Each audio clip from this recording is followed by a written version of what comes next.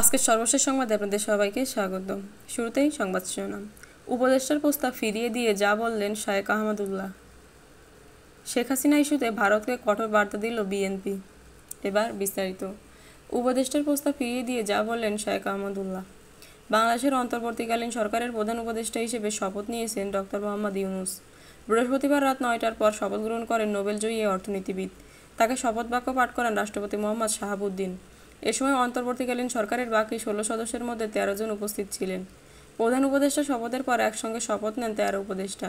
শপথ অনুষ্ঠানে বিভিন্ন রাজনৈতিক দলের নেতৃবৃন্দ, শিক্ষাবিদ, কূটনীতিক সহ সরকারি ও সামরিক ঊর্ধ্বতন কর্মকর্তারা উপস্থিত ছিলেন।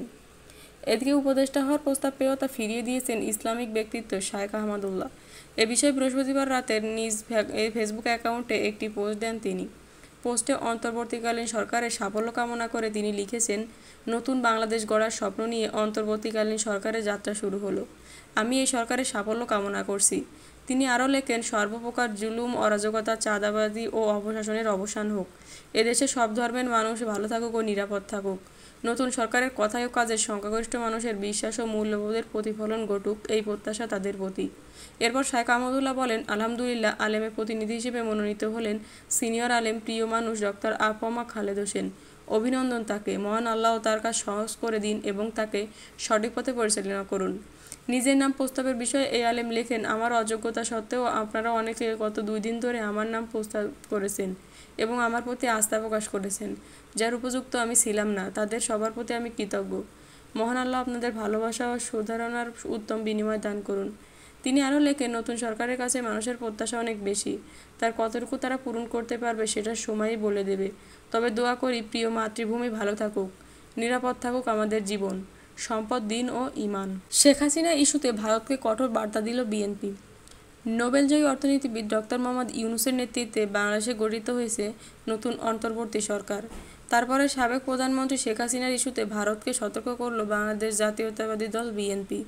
শেখ হাসিনাকে আশ্রয় দেওয়া নিয়ে ভারতের প্রতি অসন্তোষ প্রকাশ করেছে বিএনপি। বিএনপির জাতীয় স্থায়ী কমিটির সদস্য গয়েশ্বর রায় শেখ হাসিনাকে আশ্রয় দেওয়া নিয়ে ভারতের পদক্ষেপের সমালোচনা করেন। তিনি বলেছেন, বিএনপি বিশ্বাস করে যে বাংলাদেশ ও ভারতের মধ্যে সহযোগিতামূলক সম্পর্ক থাকা উচিত। ভারত সরকারকে এই বিষয়টি বুঝতে হবে এবং অনুসরণ করতে হবে। তবে আপনি যদি আমাদের শত্রুকে সাহায্য করেন তাহলে সেই পারস্পরিক সহযোগিতাকে সম্মান করা কঠিন হয়ে পড়ে। তিনি আরও জানান, সাবেক পররাষ্ট্রমন্ত্রী ডক্টর আব্দুল কাইয়ুম মোমেন নির্বাচনের আগে বলেছিলেন, শেখ হাসিনাকে ক্ষমতায় ফেরাতে ভারত সাহায্য করবে। শেখ হাসিনার দায়ভার ভারত বহন করছে। ভারত ও বাংলাদেশের জনগণের মধ্যে কোনো সমস্যা নেই, কিন্তু ভারত কি একটি দলকে সমর্থন করবে নাকি পুরো দেশকে নয়? ওই নেতার এমন মন্তব্য বিএনপিকে ভারত বিরোধী বলে মনে করছে বিশিষ্ট মহল। এদিকে বাংলাদেশে হিন্দুদের ওপর আক্রমণ নিয়ে বিএনপি নেতা গয়েশ্বর বলেন, বিএনপি হিন্দু বিরোধী বলে একটা ধারণা তৈরি হয়েছে।